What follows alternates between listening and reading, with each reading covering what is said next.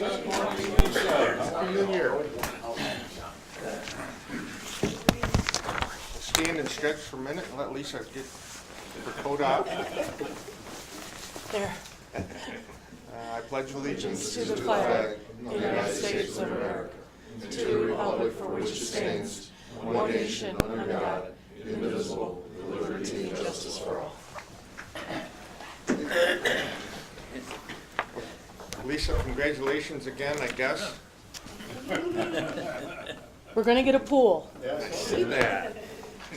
Of course, not everybody's, I shouldn't say not everybody. I think for the most part, people are excited because I think it'll really help the zoo, and I really think it'll help bring more people to the park, so. And it's a city asset that was neglected, and I think, you know, we need to fix it. We need to fix all of our assets. You have to invest for the future, don't you? That's right. So are they still gonna go ahead with the splash pool too? Yes. Yes. So they're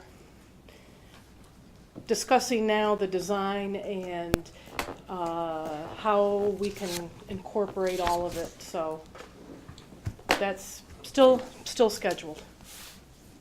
Nice. You don't need a motion from us, do you? You might want to borrow money from us. There you go. I was gonna say, oh, you could be looking for funding. Good morning. Morning. I know it's Mike, right? For my BEW? John. John, I'm sorry. Congratulations or welcome anyways. Thank you. Sorry about that. Mike, John? Anyone like to address the privilege of the floor? We received our minutes from the December meeting. Do we have any additions and or corrections? I'll make a motion to accept as presented. Second. All in favor, aye? Aye. Opposed? I abstain. Motion carries. You can't abstain. Says excuse. Treasurer's report. Page 6, good morning. Page 6, so 87,000, on a linear basis, 87,000 a month gets us to break even, so we're kind of right there. The only anomaly this current month is we seem to have sort of a one-time $2,000 charge, so we're slightly below the 87, but we're over that average for the year, for the whole whopping 3 months of the year. There's that $2,000 donation to the Ag Conference. Yeah. Would be offset by expenses. Okay, so I mean, we're basically on target there, at this point. On the other side, on the operational cost, 85.5 is a break-even budget relative to the revenues above. We seem to be spending a little bit less than that on the average thus far. I mean, you can see we're at 74 this month, 95 last month. So on the average, we're just slightly below. So again, nothing's linear, but that's all we can predict on at this basis, and nothing to really point out. Page 7, excuse me. The ag program, so these are the budgets for the different programs blown up a little bit. Again, we're spending a little less than what quote unquote the break even is. I think last year this was the program that had the biggest excess, or was it the marketing one? One of them had a bigger excess than the other.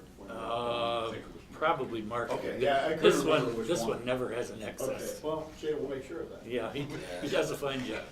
He does a fine job of spending everything. Well, right now you have it, so that's good. You're saving up. So, yeah, nothing really to point out. You know, there's a small potential, probably unlikely, of potential savings. It looks like it'll probably all get expensed well, the good programs.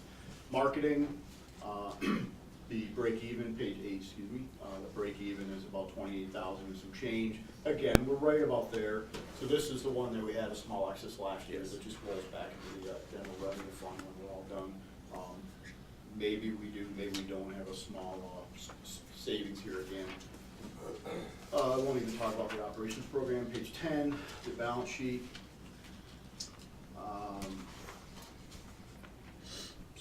about 15,000 less than last month's on our cash and cash equivalents, so it'd be checking and savings.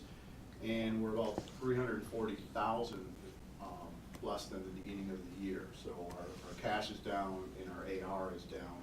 So we're, you know, the sum of that is we're spending cash and our AR is lagging. Not so much lagging as it may not be present. It just, so we're just Accounts kind of spending our receivable money. is being paid off gradually, so it will decrease every Yeah. month.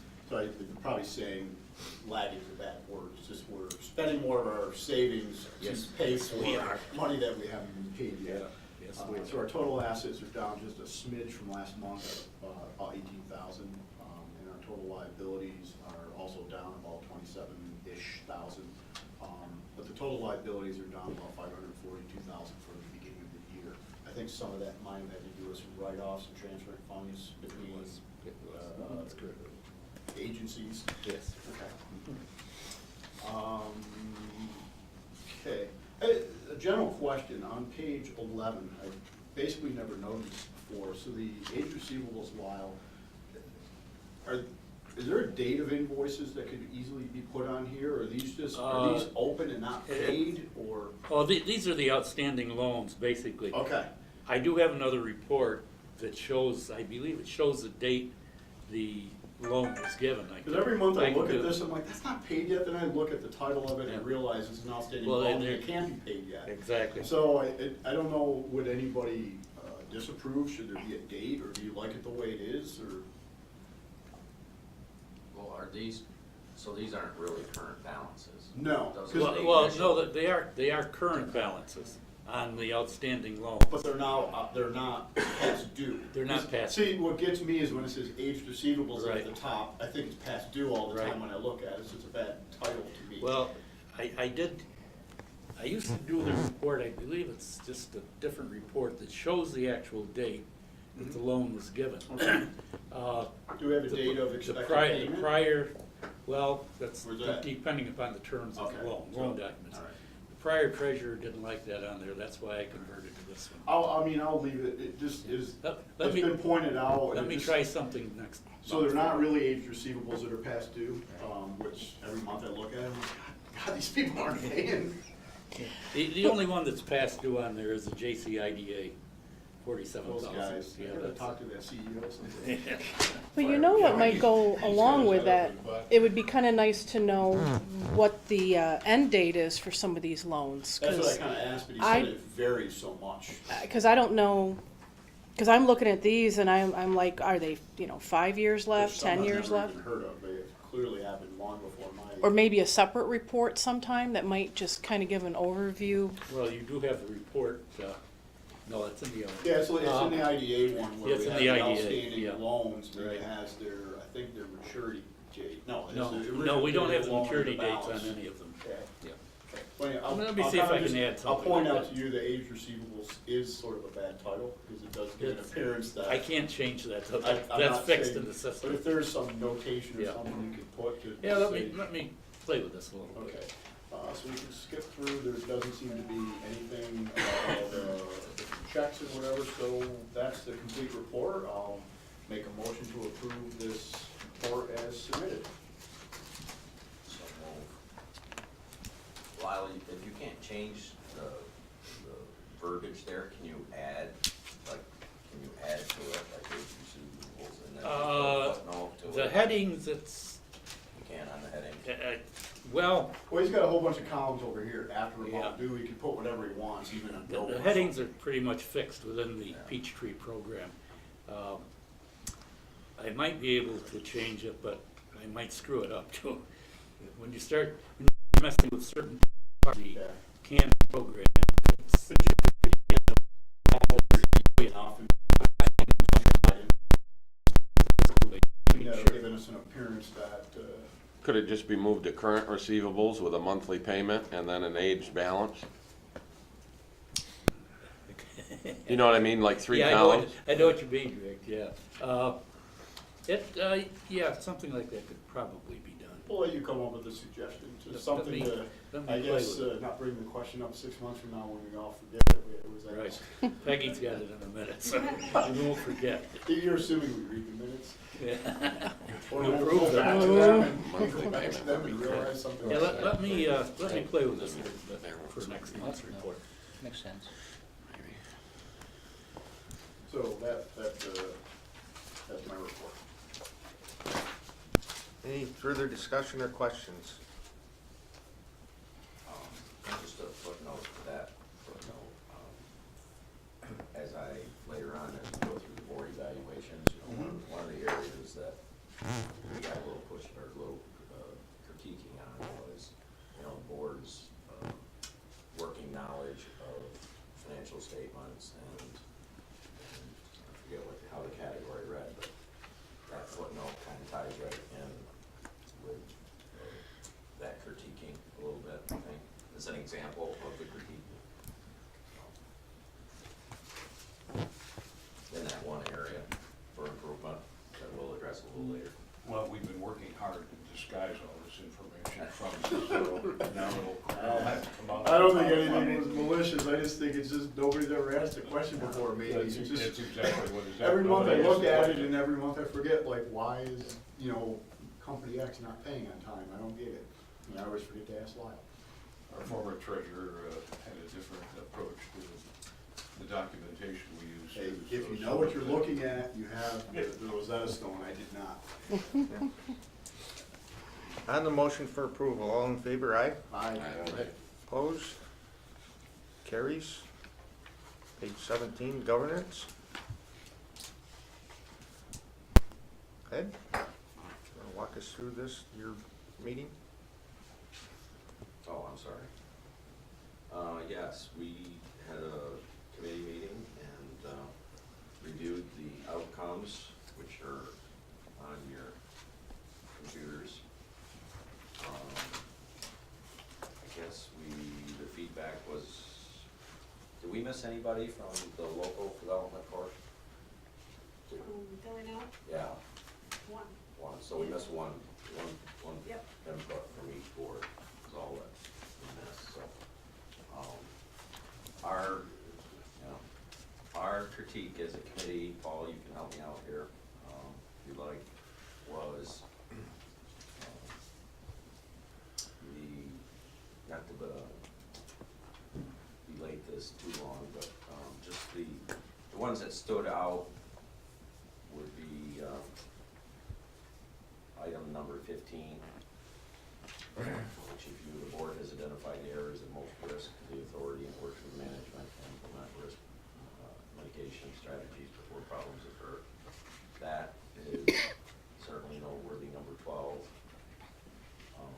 I think my observation is, on any board, when you look at the somewhat agree category, the ones to have one or two people, I think that's good, that's healthy criticism.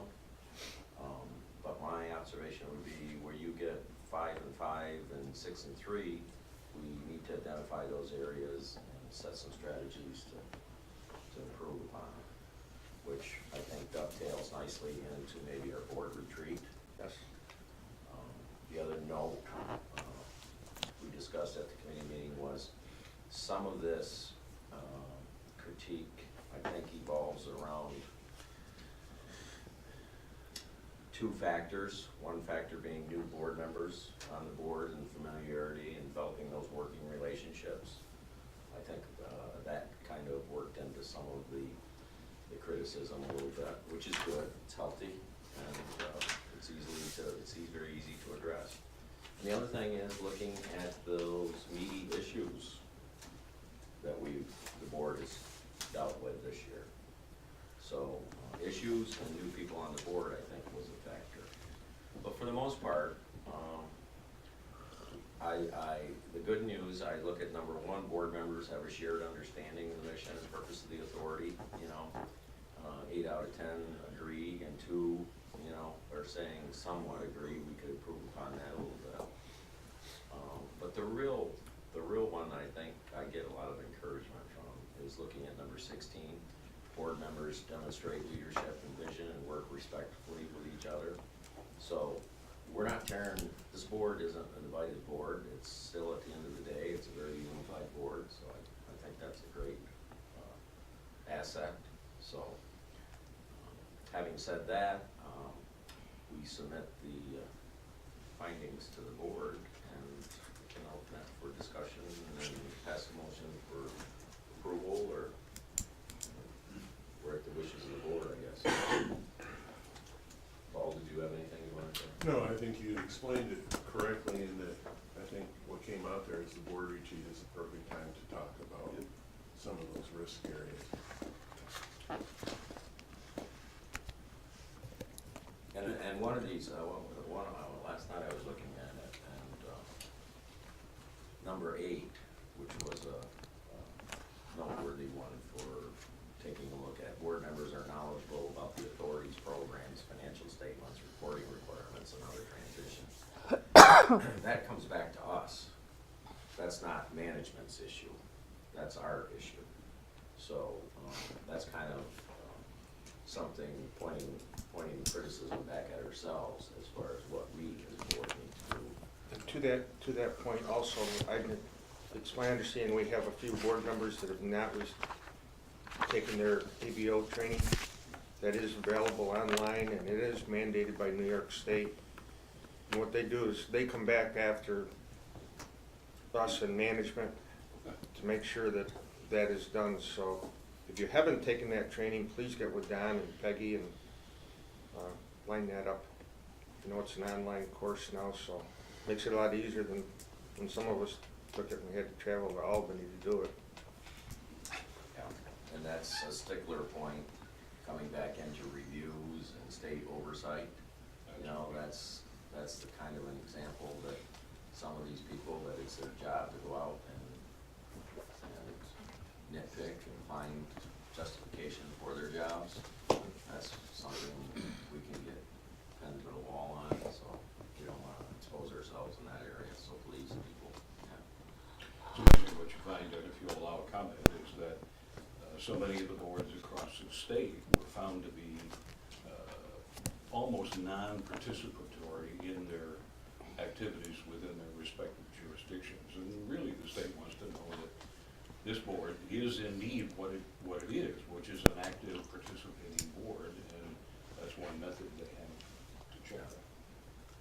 Observation I'll make, when I went through it a few years ago, I believe I went to Syracuse for it, and it was kind of a regional, even a state, so there were board members. It was a great opportunity because you got a chance to get in a room with your counterparts, volunteers on other IDAs, and their executive directors, and you got a sense for how active those other IDAs were. And what stood out real quick before the end of the day was, my God, Jefferson County IDA is shoulders above most of the other IDAs in what they're doing, what they're accomplishing, and their involvement compared to a lot of the other ones. A lot of the other ones are almost in name only. Passive. Yeah. So, They took the online one, you don't kind of get that. right. Yeah. Kind of just Yeah, listen you don't to have it. that relationship. That's my point. It's a missed opportunity. Yeah.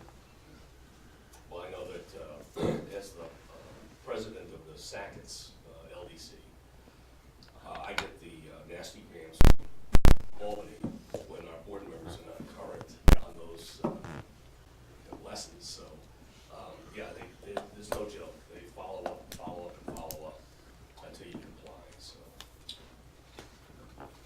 So with that, do we need a motion to accept the evaluation?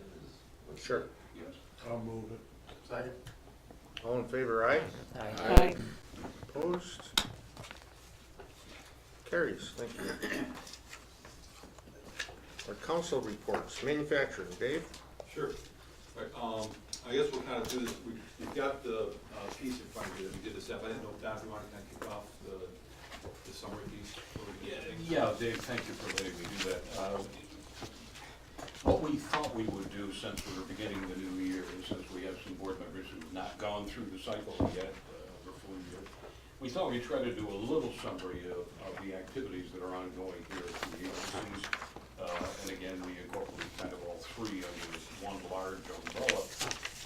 in order to give you a sense of what's going on, and frankly, in preparation for our board retreat coming up, whenever we can, get together, there's some general, if you want to refer to the document that was just handed out, there's some general comments in the first page that talk about some of the things that have been going on in the agency. Again, this is not meant to be extensive, it's just kind of a quick and dirty summary, some of the things that are happening here, and we tend to forget perhaps some of those. Most of that first page you guys have been participating in some direct way. By the way, I should note while I say this, that we have finally made the switch on the Jefferson Community College bonds. That was completed just before Christmas. And so that accomplishment for Civic Facility Bond Corporation was done. That was $22,500,000, give or take, and that was a conversion to a bank rate which was fixed for them and helped the college a good deal. And I'd also note, by the way, that the current federal tax legislation will permit us to continue to operate as a private issuer of bonds for civic facilities, and that's, in my view, a very good thing. So anyway, I asked Dave and Marshall and of course our friend who does bank business in the county, Jay, to kind of summarize what they are up to and what has been going on in the past year, so you at least have something of a uniform presentation. So with that, I'll shut up, and Dave, you want to take it from there? Yeah, so just to give you a brief recap, and kind of what goes on behind this stuff in terms of the manufacturing floor. We do have the manufacturing council that we do meet with periodically, on a regular basis, sometimes monthly, sometimes every other month, depending on what we have for the agenda. But we look at them for kind of reporting what we're doing, kind of getting some feedback, and if we're heading in the right direction.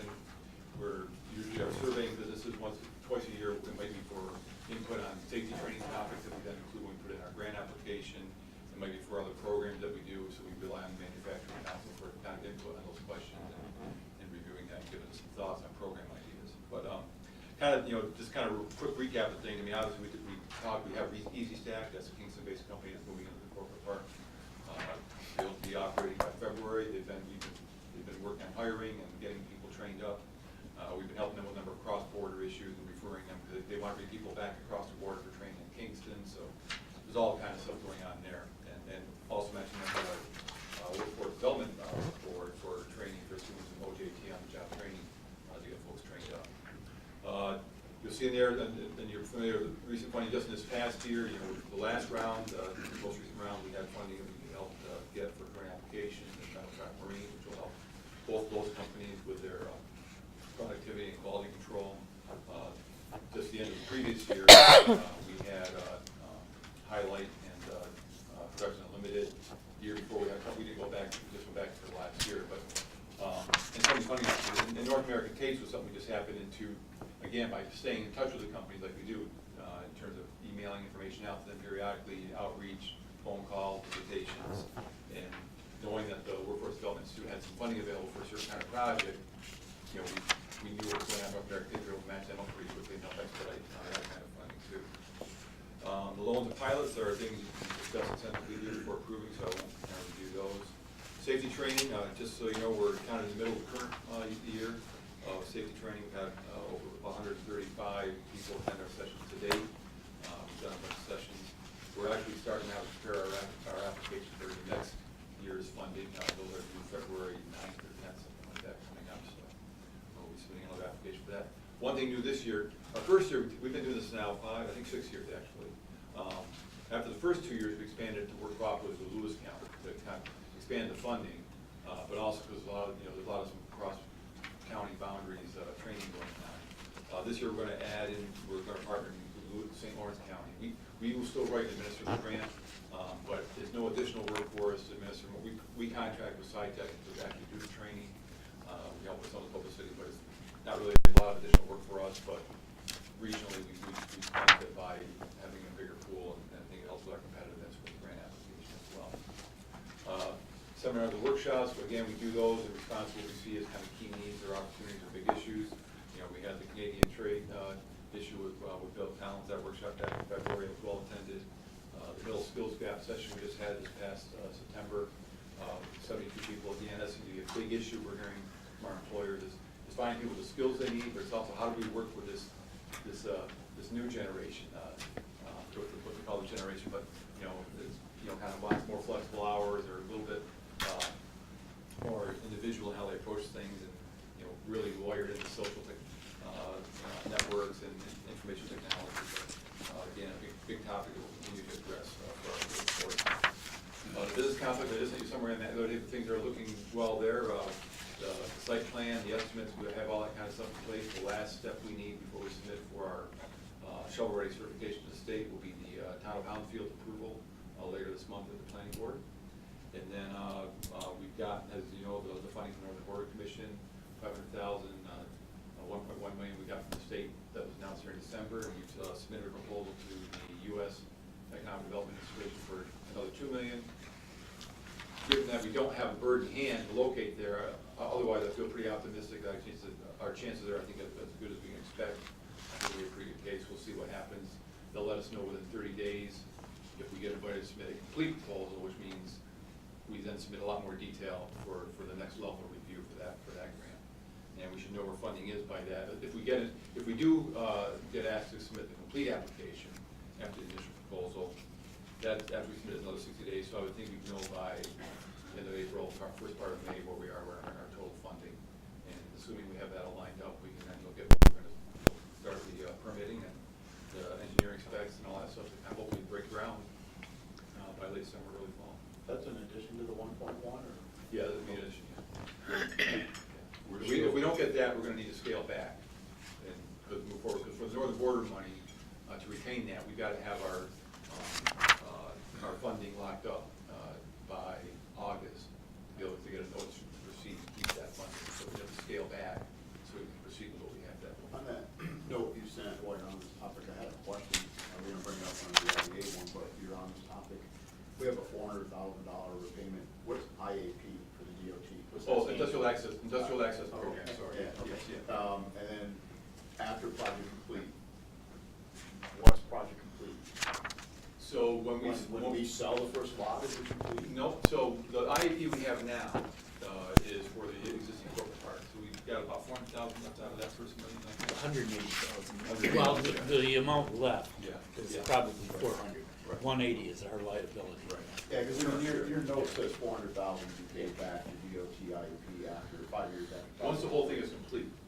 Which project? The business complex For or the airport? No, for the corporate park. This is our old corporate park. Does this whole thing have to be under the heading of the other parts? So that's why I was really confused with that we were talking about. Well, one of the things, by the way. But we are looking at trying to get some IAP money for the business complex. We don't have that yet. But we're Yeah, assuming I was that using your memo from December 5th, which is Right. titled the business complex, which I think or thought was the one at the airport.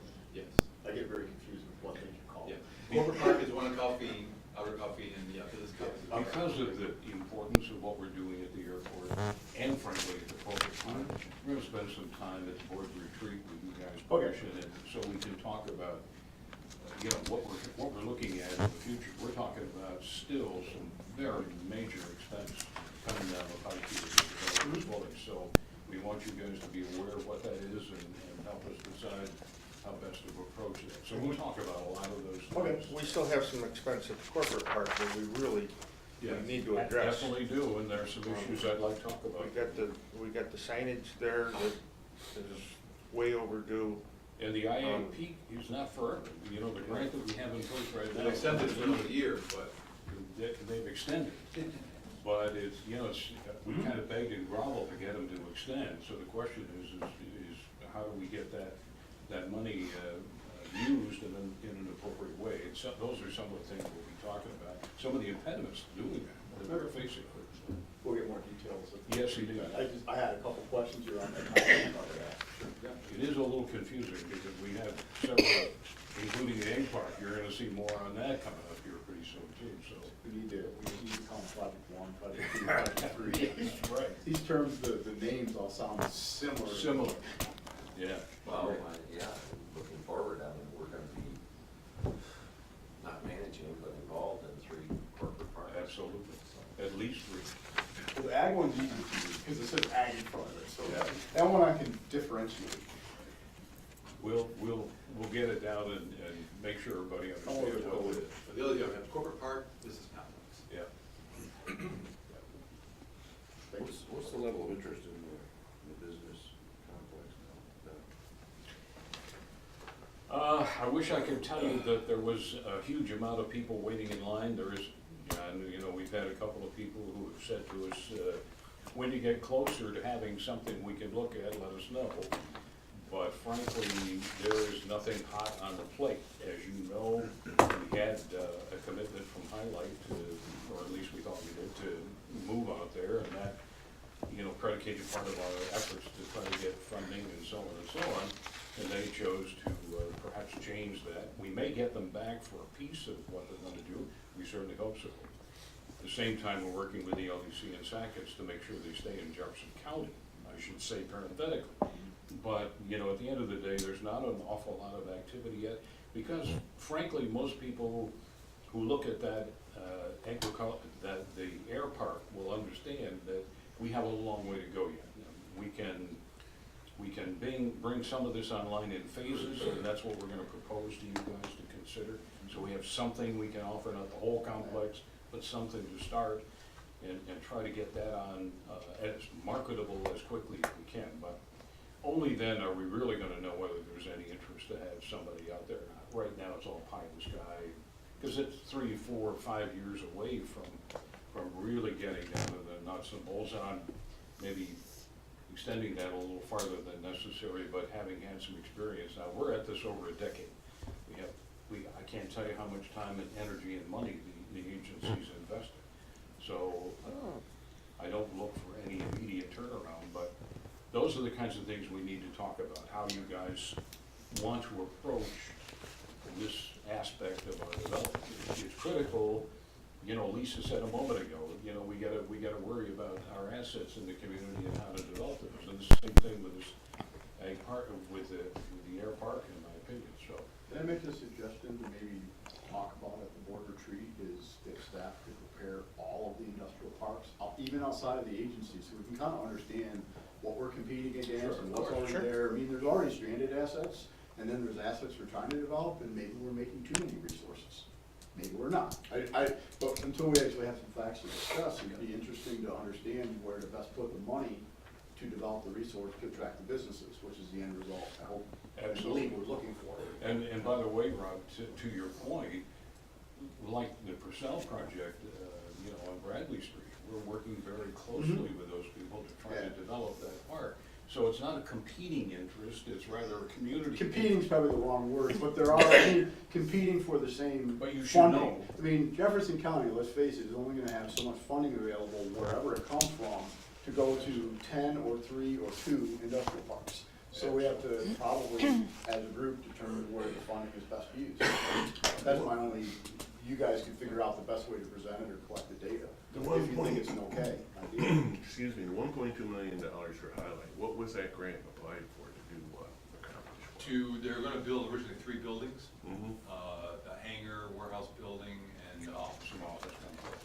Now, does that go wherever they go, does that go with them? Yeah, so, but that's gonna be Not scaled all. back now.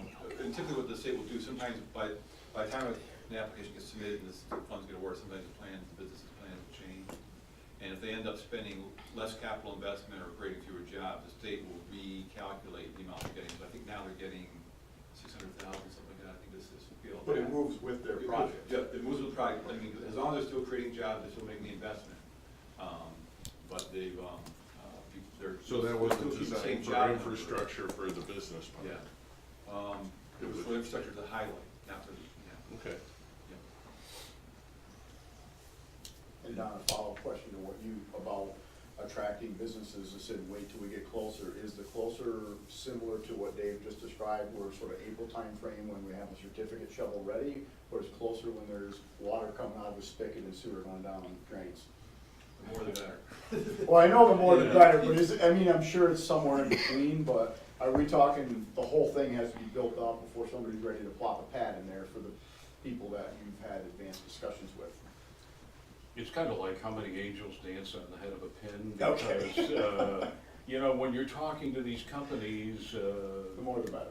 the more the better. Okay. You know, they want to know how soon, if they say yes, how soon they can, we call it time to market. How soon, if they put a shovel in the ground or say yes to the concept, they can be producing. The first something. thing is we gotta get to the April gateway, have a shovel ready Exactly. certificate, Take it a everything step at a ready. time. Well, yeah, Then you can we start. don't necessarily need a shovel-ready certificate to develop the lot. What that helps us do is we then qualify for the additional money when I get the National Grid. Where once you get that certification from the state, that does two things. One, it puts us on the state's list of shovel-ready sites for marketing purposes. But two, it also qualifies us for National Grid funding of up to $500,000 for putting the gas and the electric in there. It's So like that's the really- good that's what- housekeeping that's- seal of approval. Yeah. If you have one of those, it's marketable. We have a small weather problem about developing anything this time of year anyway. That's But always if, but the if, but problem. if somebody were to come, I mean, we could put someone very soon, if they want to go to the smaller 12-acre parcel, because that's got the water coming right by it, there's a line coming by it. The question here is just demand, is gonna depend on how much power they need, because we're not sure at this point, the capacity of the National Grid line. They got some capacity there, but if it was like a, you know, large manufacturing with needing three-phase power, it's questionable, we have to come from another route, which would be relying on the same route that's gonna be supplying the larger parcel coming by there and then on, so. Thank you. Observation I'll make, just from my years, Purcell's two parks, Morocco Circle, and that opened in '85. And now jump across the street to the Honda dealership and his new park. And also applies to the airport. My observation that I share with the board is you have to be visionary in the sense that infrastructure takes 5 years for the most part. But the key to starting those parks is infrastructure is just a tick away and then having one anchor ready to go in. And that's a delicate chicken and the egg scenario. When you look at where the new economies are going as it fits Jefferson County, from my perspective, and even referencing the governor's State of the State address, which we'll leave that at that, airports are a big thing. And airports are gonna glean in the New York's economy, I think, some priority as recognizing that. And you dovetail in retailing through the holidays with Amazon, and that's real now. 5 years ago, is it really gonna happen? I wouldn't wanna be investing in shopping malls today. But all that fits for that airport out there, and we've got to be 5 years ahead of where we need to be in order to capture that opportunity. And I think we're right on target, but we were one step away with the highlight proposal of fitting that park together almost faster than we could keep up with it. We actually had two, Yeah. if you remember it. So you couple that with that first time and a good match and the need for that infrastructure, we were right there and we're still kind of right there. So and that's my take on where we're at with that. And it's kind of exciting, but it's also a little scary because it's getting that infrastructure in place is the big one. It's also an effort that really requires a team approach. You know, we can't work without the town of Hounsfield and the town of Watertown and you know, city officials. And there is a coordinated effort to try to make all of this happen. I know the town of Hounsfield, they will tell you, they've been working extensively on getting the sewer up and down that corridor that we've been trying to develop. That's a critical component. Even DOT, you know, we worked with them and got the bridge modified, going over to Dexter so it can suspend a sewer line underneath the bridge if necessary. So it takes long-range planning and, you know, some serious team effort. And hopefully, those are the kinds of things we can really get into during board retreat and get some notions about how you'd like to proceed. One suggestion I make kind of for the board retreat in regards to getting our hands around the business complex at the airport, because that's gonna be a big issue for the board going forward, for whatever comes or goes, is kind of trying to identify, my concern as a board member trying to make informed decisions is where do we fit into the bigger picture at the airport in comparison to this huge asset at Plattsburgh and at Griffiths. Is there some, you know, what areas do we want to stay away from at the airport, knowing that they're going to be 2 steps ahead of us and it's not a good fit? I don't know where you go. Maybe some of the people, those 2 counties, you can glean some insight, I'm not sure. 2 years ago, we spent a couple, 3 months pursuing drone aircraft, both manufacturer and flight, thinking that we had the Watertown Airport, we had the airspace and so on, and realized we were competing against Griffiths, which had most of the infrastructure in place. They didn't have to wait for that development. So, to your point, that's the kind of consideration we need to make. I just want to say that I look back with the city of Watertown, they had their park down there. It took them a long time to get that thing off the ground. And I think the only reason they got it off the ground is that they did put in a spec building. And the tenants there now, it was a time issue for them to come in. And I think down the road, that's something we should think about, is putting a spec building in there, because 9 times out of 10, somebody wants to come in, it's a time issue. I think we've talked to Mr. Purcell about that at one point in time, and he was interested. We actually have 2 builders who would do it for us if we wanted to, on spec. And that, again, that's the type of discussion that needs to spend, we need to spend a little time. Because no matter what, we're gonna invest in something.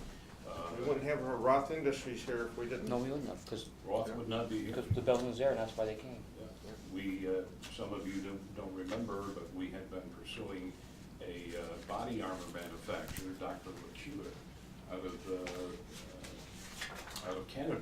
And he had indicated interest in this place, and we had pursued it. We've been to Michigan with him, we've been several places. And in order to capture him, he wanted a building built. He started to build a building, and somebody in North Carolina offered him a deal that we couldn't compete with, and so he went to North Carolina. We had the spec building underway, as Ken points out, and that made it possible for Roth to move right in, and we never would have had them without that. So, anyway, but that takes foresight, takes a lot of discussion and decision, because there's money to be spent here. The question is how do we want to deploy our assets, because they're getting few and far between. I think that's one of the criteria that can justify the existence of a spec building is the unpredictability. That there's natural disasters every day, and there's circumstances where, whether it's a fire, a company loses its manufacturing facility for some reason, or there's some new overnight regulation change, and all of a sudden that warrants, and if you've got a building ready to go, guess what? You captured that unpredictable opportunity. Without it, the other guy gets it. I would suggest that would take an awful lot of thought, because, you know, spec building, what does everything mean? How big, how much do you want to invest, how much risk do you want to take? I would suggest that if we were going to even explore those avenues, that we have some sort of a structure in place, committee-ish type thing, to, you know, to really measure these risks, because it's all well and good if you build a spec building and somebody happens to be waiting in the wings, and we get lucky, you know, but if you sit there with an empty building for 5 years, that's not really, That's a possibility. economically viable for an organization like such as we have, so that would take a lot of planning. To your point, Don, you know, the problem is economic development is not done in a vacuum. For example, right now, you know, we're dealing with things like NAFTA. We don't know what the impact of that is going to be, because we have no idea where that's headed. I don't know what cross-border activities will be either enhanced or you know, somehow put the wet blanket on. We really don't know that. New York State is creating an environment where it's difficult to understand what the potential for development is. Governor Cuomo's announced he's restructuring her taxes, which to me is code for increased. So, I mean, I hate to be a cynic, but Welcome give a to New York chance for State. politicians to But that's what we restructure have. taxes, they don't go down. That's what we have to Typically. consider. You know, I mean, that's the kind of stuff we have to understand, or at least as best we can, decide what the future is going to be. I don't know. Well, just one last thing on my section is there's a short paragraph on workforce development, just kind of briefly summarizes our, what we're doing there, but not to underestimate, I mean, that doesn't really fully capture the amount of time and importance of the issue that, we talk about infrastructure, but that workforce element is something that's critical to, when we're talking to new businesses, you know, the lead we met with in New York, we're talking Easy Stack, we're talking about our existing companies. The big concern is we're gonna grow, expand, whatever, do you have the workforce with the skills we need? So, I mean, all of us are involved to a great degree, working with partners like the Workforce Development Board. John with IBW is a key partner in that, and also, you know, one of the folks that we turn to oftentimes for insights in terms of how to proceed on those issues. In fact, Jay and Marshall are heading up to a meeting at BOCES after this meeting for a meeting there on new progress that we supported helping them with some funding for and they want to implement. So it's a big issue and one we give a lot of attention to. Marshall. Good morning. For my section on marketing, as Dave was talking, I'm going to kind of run through quickly on the list. I started out with the rebranding, which is something that we started when I first came on board here, and it's really taken about 2 years or so, I think, for the Jefferson County Economic Development to stick. We started out just by answering the phone, Jefferson County Economic Development, and seeing how it was sort of received by the public. I think it's been very successful. Some people still and will continue to know us as the IDA, but again, moving forward as the umbrella name for the agencies, I do think that Jefferson County Economic Development has been a success, especially, more than anything, just for the marketing side, and as we're promoting discussion. Talked a little bit about here, we won the Certificate of Excellence in Marketing for our 2 websites, Grow with Jefferson County and bridge2usbiz.com, which is our Canadian-oriented landing page. Very excited to have won that award at the New York State Economic Development Council annual meeting in Cooperstown in the spring. Talked a little bit about U.S.-Canadian trade and our discussions that we had with Congressman Bill Owens, and continue to have a dialogue with him, and that leads into the NAFTA page on the website that's in the news section. I've got that updated with a couple of articles on the piece. We're trying to stay apolitical on it. As I did mention in a little report there towards the end about how the Canadians, we were at the Leeds-Grenville Economic Development Summit, and the Pierre Selleroux, the VP of Research and Chief Economist at BDC, which is the Business Development Bank of Canada, a government agency. He feels that with changes in NAFTA, at least along the border, they feel that there might be a lot more impact on our side than there will on their side. So much of the businesses that along the border, the exporting businesses, take supply chain goods and services from the American side, bring them into the Canadian side, and then they export out. And he thought that the Canadian side would be a little bit more nimble. They're already exporting businesses, they're going to be looking for new markets, and he thought that the hit might be a little bit more on our side as far as that goes. And again, this is him talking to his constituency in Leeds-Grenville in Canada. However, it was interesting to hear his comment, and that was in response to a question I asked about NAFTA. I was actually a little bit concerned to bring it up. I asked the people at the table, is NAFTA a dirty word here? And they said, no, if you have something, and I mean, there was 300 people there, and it was an interesting little sort of side note to his presentation. Tires and we laughed.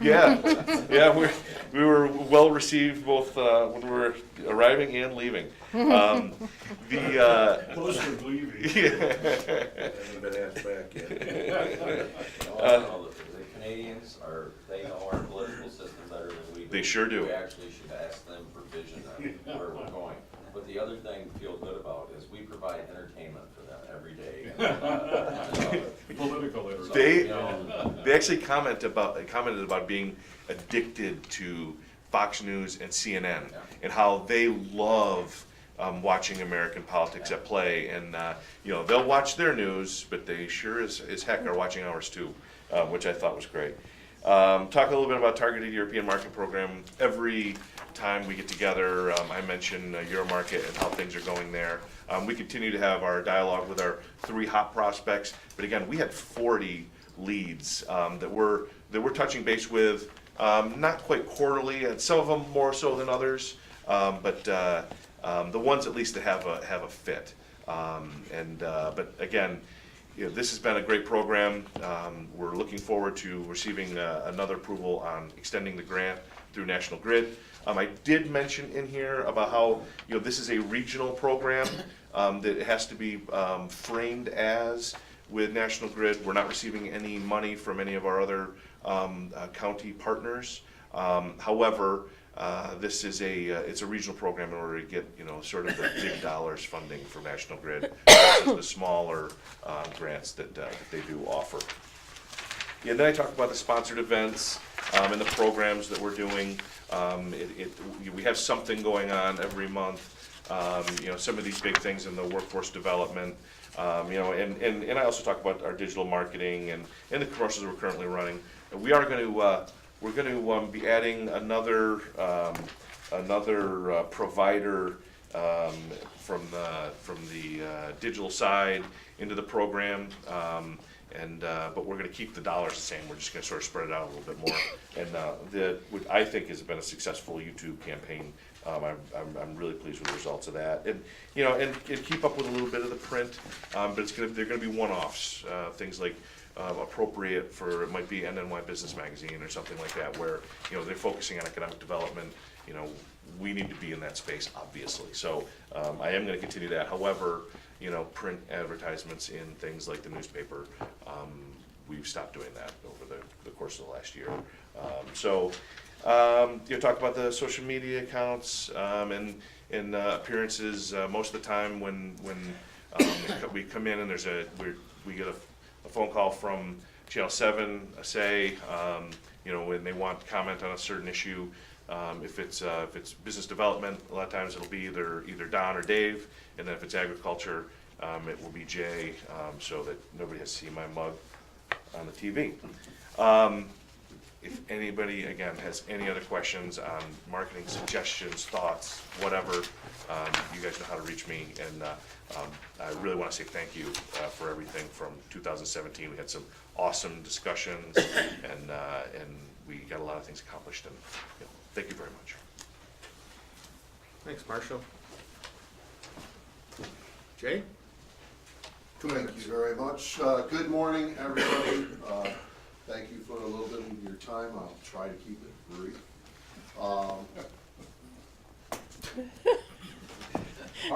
Pardon us while the staff laughs. Hey now. No respect. I'll tell you, it's rough, and they're being nice in here. No, first of all, thank you very much for your support for agriculture. We've said this before, but it bears stating again. Jefferson County, and especially the LDC and the IDA, the support for agriculture is phenomenal. Let me give you an example of why I say that.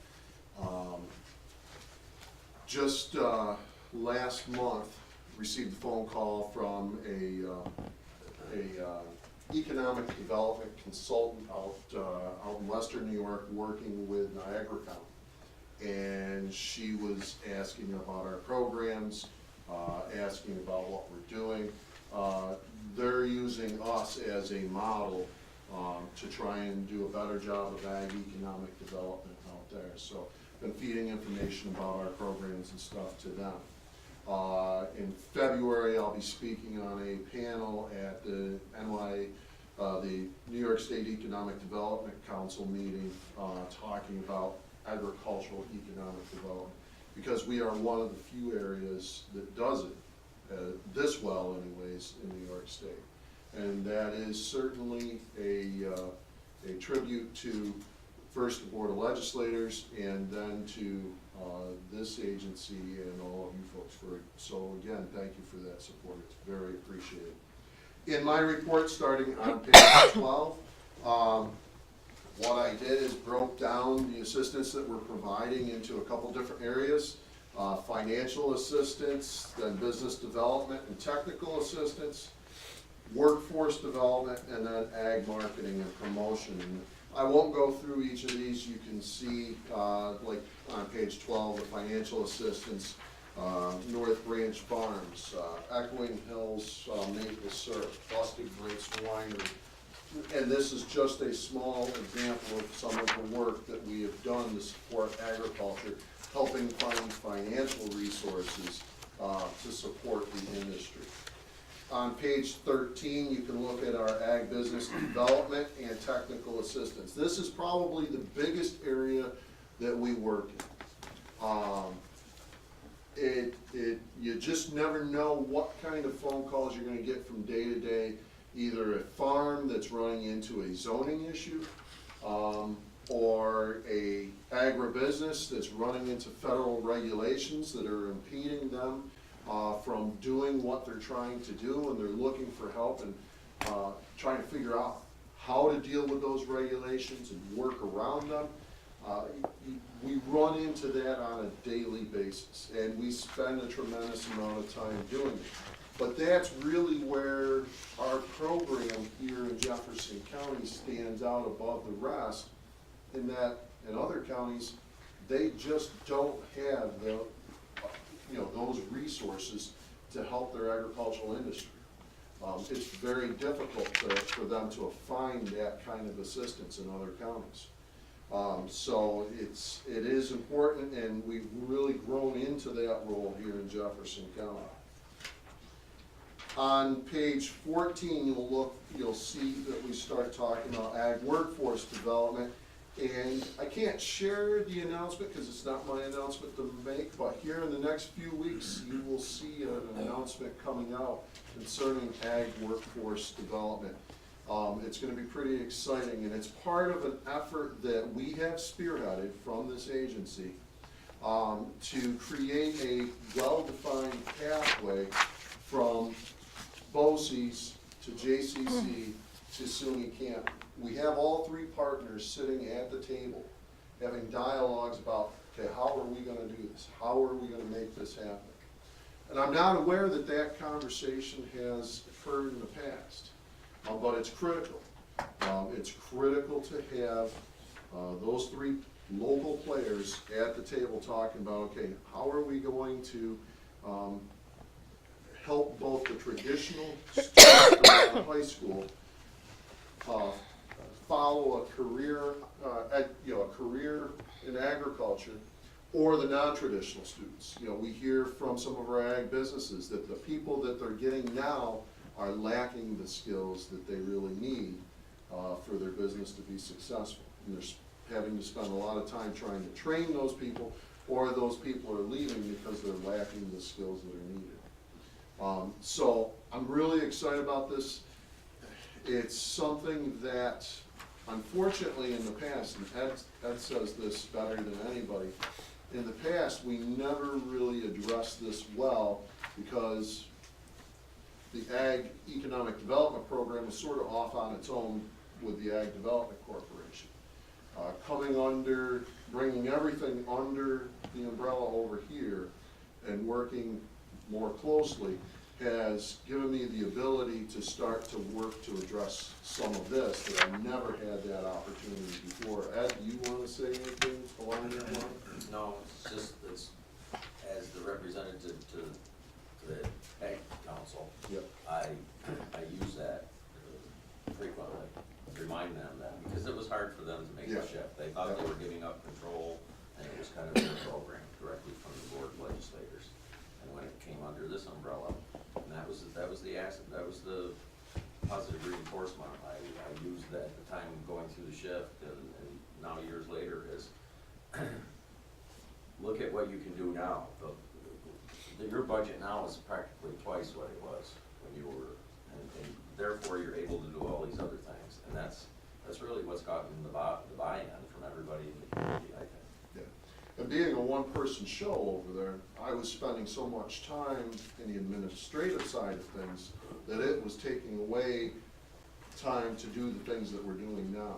So just wanted to point that out because especially for the Board of Legislators. A lot of folks there now are, weren't around when the position was created and the corporation was formed.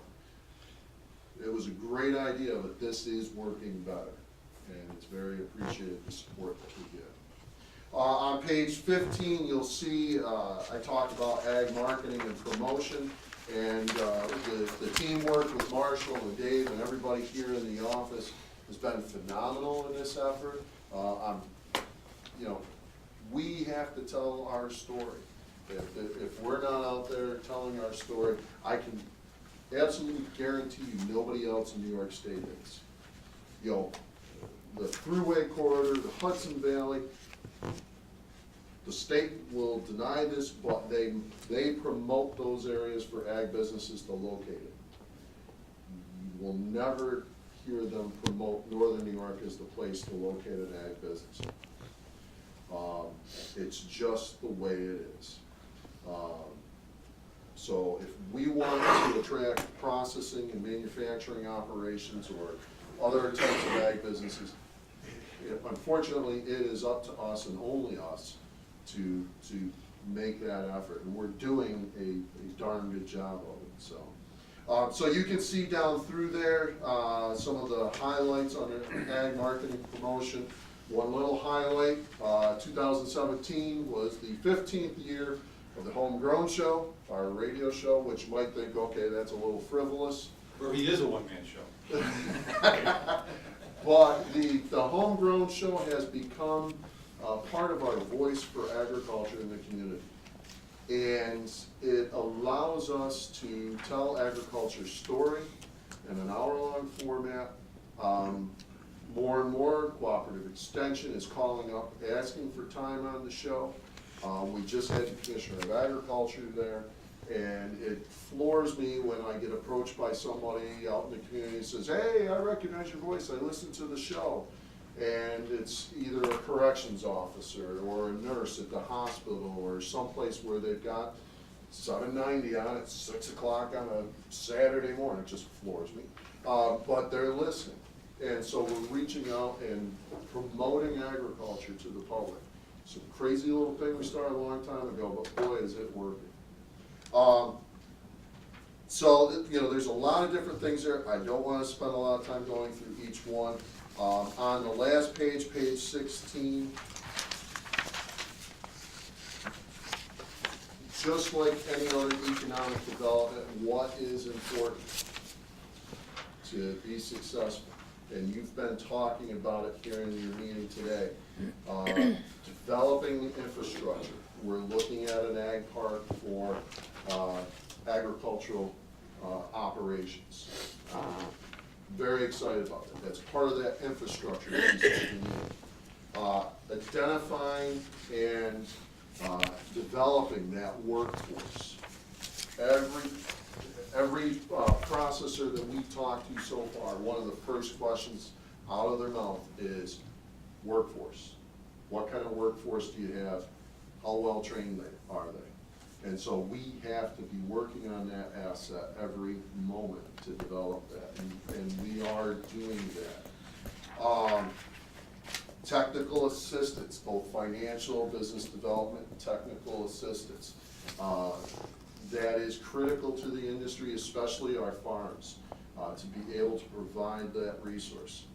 And then telling our story to those who are interested. And what I mean by that is mostly the marketing side of things, but also just as the Board of Legislators wanted back in 1999 when the job description was created, they wanted a voice for agriculture, and we have established that voice for agriculture.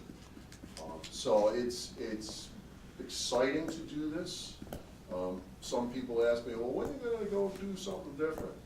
And my response is, I don't have any intention of leaving. Hopefully they keep me around for a while longer. Of course, I won't turn down a beautiful opportunity that nobody can. But I just really enjoy this, and it is exciting work to do. So that's my report. I encourage you to look through it, and if you have any questions, grill me. I would love to answer any questions you have. Jenny, the conference, was it last year or the year before, I can't remember, at the Hilton, where we addressed NAFTA? Speakers, we had immigration and NAFTA, I believe that was the year before. Last year, we focused on workforce development issues, especially with our ag teachers. Is that conference, is there a conference in the works coming up? For this year? Yes, and thank you, because I forgot to mention Well, that. before I lose the point, was I found that very informative for me, to get my hands around where NAFTA may be going and how it fits Jefferson County. And it was very reassuring that no matter what's going on in the White House, it's not gonna destroy what we have going on here, so. Okay. This year's conference is pretty well set. It's gonna be March 23rd, which is a Friday. We're going from a half-day program to a full-day program. That's the reason you're seeing money coming in, because it's a lot more expensive to do a full-day program. Our speaker this year is gonna be Mo Russell. He is a farm consultant from the Midwest area. He's gonna be talking about, the keynote is going to be talking about what are we looking at for agriculture in 2018 and beyond. So he's gonna be more of a visionary thing. Prior to that, we're gonna focus on some local issues. We're gonna talk about the ag park. We're gonna be talking about the food hub project. So we're gonna do sort of an update on local projects. Gonna have two panel discussions after lunch, after the keynote. One will be involving Mo Russell, and Farm Credit East is sending in a spokesman from their headquarters in Connecticut. And we're gonna have Bill Stoll. That's the second panel. The two panels are getting confused, but anyways, I think that's gonna be, if there's anything you can attend, come to lunch and stay for the panel discussions. I think you'll really enjoy those. So that first panel will focus on the bigger issues of agriculture and where things are headed. That might involve NAFTA, and I can prime people to talk about that, but I really didn't address that. I apologize for that. The second panel is gonna focus more on the workforce development, and there we are going to have Stephen Todd from BOCES, the superintendent of BOCES. We're gonna have Bill Jones, who developed the agribusiness program up at SUNY Canton, and we're gonna have Bill Stoll from South Jeff High School. And we're trying to show that pathway and talk about some of the efforts that are going on, the needs and the opportunities. So really excited about the conference. I'm still looking for $2,500 in sponsorship. Just mentioned that. So if any businesses around the table are interested, we'll certainly put your name on the list. Any other questions? Just a quick comment, if I may, Jay, about NAFTA. You heard Marsh indicate that we put a spot on the website about NAFTA, but frankly, it's been extremely difficult for us to get a reasoned evaluation of the progress, or lack thereof, being made in the NAFTA discussion. We find that there are so many political positions right now being espoused, it's very difficult to know what the actual outcome is going to be, and what directions are we headed. We're trying our very best, because if there is a topic that seems to be on everyone's mind these days, locally at least, is what's going to happen when and if this NAFTA thing changes. Well, what's the impact of that going to be? So we're trying our best to try to get some answers, but we had one recently come in at our request to try to get an evaluation, and it was so politically disjointed that we chose not to take it anywhere. But we're trying our best to do that. And we usually do at least one session each year on cross-border trade. Now we have great attendance. We'll probably we're kind of monitoring this, kind of get the timing right and what we want to present. Well, I think the eye-opener for me was a takeaway point at that last one that really has been a guiding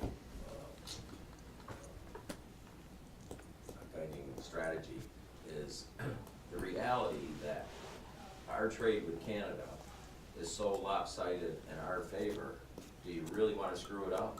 You know, do you really wanna screw it up for a few loads of whey protein concentrate, you know? And the rationale is carrying forward. It's like, if the White House administration and certain players are saying it's unfair trade for our industry sector, when you look at the whole picture, it's we're the big gainers of this NAFTA agreement when, at the end of the day, and it's bearing fruit to the point where it's like building a wall.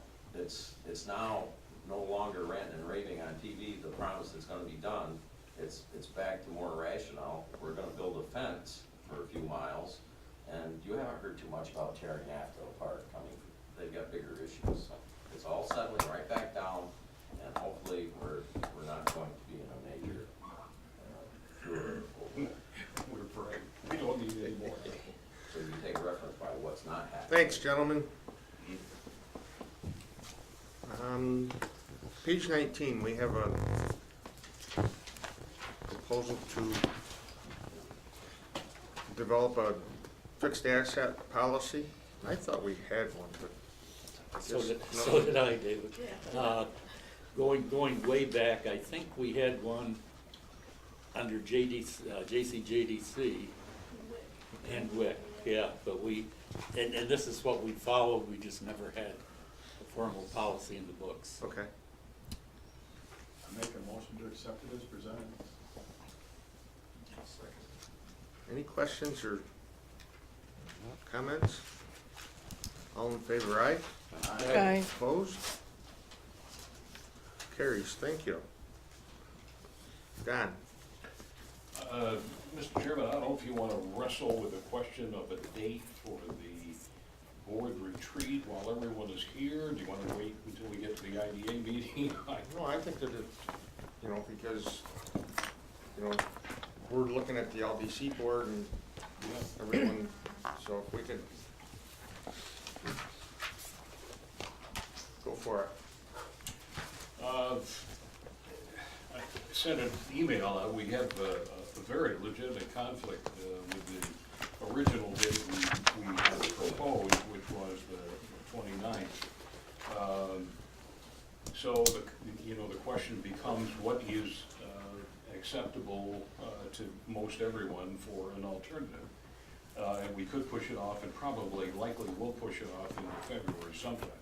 And of course, we have our board meeting on the 1st of February. So the question is what is your pleasure? You know, not only the date, but the timing is, you know, what we propose makes sense to you. You know, we kind of set aside a couple of hours minimally to discuss whatever. Is that enough? Is it too much? The thought being, you know, we could do it over sandwiches if that was more appealing. There was some discussion, as we had done years past.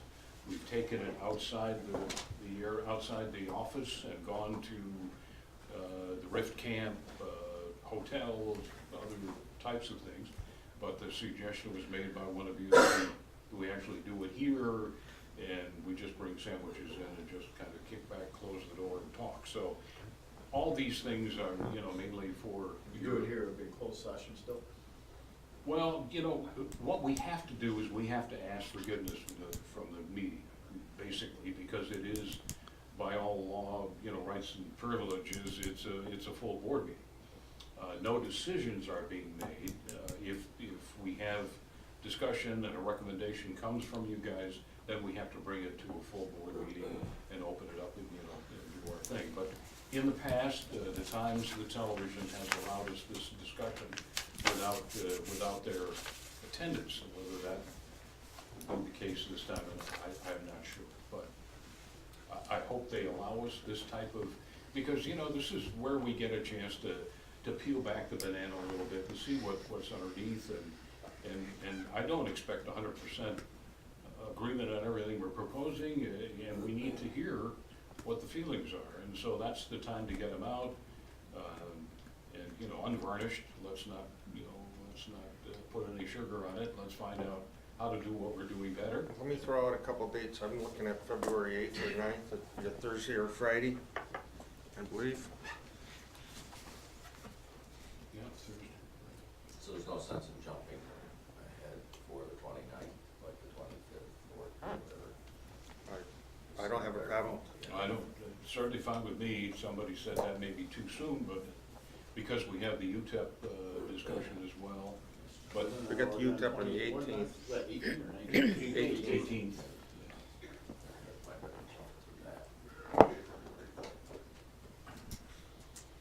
Entirely up to you guys, whatever works for you. Could we do it the same day as the board meeting and just have an expedited board meeting, since how we've all scheduled that time on the first? Well, I've actually thought about that too, Rich. I think it might possibly be. I mean, it's entirely up to you guys. We can. We can start the meeting later, since you're trying to have lunch, or, I mean, to Rich's point, or do you prefer mornings? It doesn't matter, I mean, we're, Time's time, right? yeah, I mean, we're already scheduled to be Yeah. here, I Because mean, if it's. we're trying to have a lunch, I don't think we should start at 8. Right. Well, I'll eat at 10:30. Yeah. Well, it may, What? it may, very careful what I say, but I'll say it publicly, I guess. It might, to move our monthly meeting from 8 o'clock to 10 o'clock, it may throw, everybody else's schedule off so that they're not here. But it's still an open meeting for the meeting part of it. Right. I think we can ask, like you said, ask for forgiveness. It's a public meeting, anyone can come to, but Well, we're yeah, sure. talking about things that shouldn't matter to anybody except the board. I kinda like the idea because like Rich says, we've already scheduled it in. That's You know, for the- perfectly fine. Makes sense to me. You're Put it on here. the first and So would you start at, what, 9:30 or 10 to try to allow an hour and a half for the meetings, or do you think you can't even get the meetings done in an hour and a half? no, what I'd say is, you know, because some of the discussion we had here today, Could you know, we'll just do our business. So why don't we start our meetings at 9 o'clock? We're doing 9 o'clock and then have sandwiches brought in at 11. It's gonna give us a couple hours, and I can tell you that by the time we have our discussions, we'll be, as we have been before, you know, 2 or 3 hours, so, We've actually gone a full day in the past, but yeah. that's really a long, That's long pushing it, session. yeah. That's pushing it. Well, and I think it would help to go into the meeting with our time allocations, you know, put together the agenda, and then let's kind of move. each Just other make sure we forward. don't schedule anything meaty for the meetings. Well, Yeah, that February's should kind of come first if it's a need. Yeah, February typically a light agenda. It's- because we're yeah, it's still normally a working light on the agenda. holidays.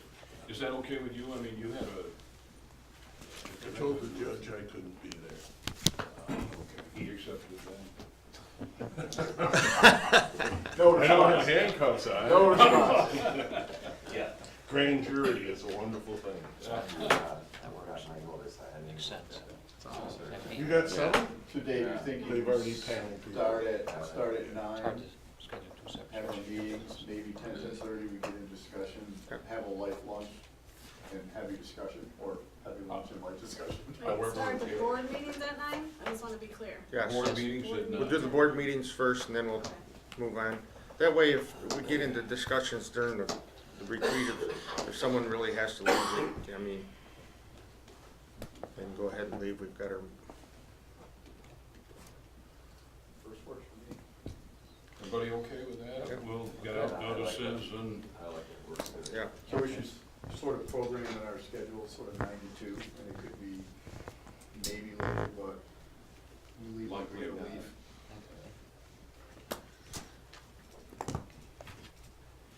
Good.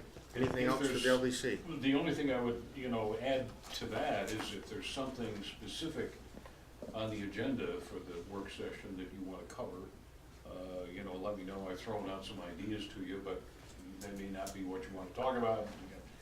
I'm kind of only guessing, but, and by the way, our experience has been that when we start a discussion, it typically rolls into other things, and so we may cover what you have in mind anyway, but if you wanna focus on it, just let me know. Seems like the biggest things are already addressed. We talked about the parks, the evaluation, which is really our working relationship as a board and with staff and vice versa. Okay. coalesce as we discussed. Motion to adjourn the LDC. I'll make that. Second? Second. All in favor, aye? Aye. Opposed?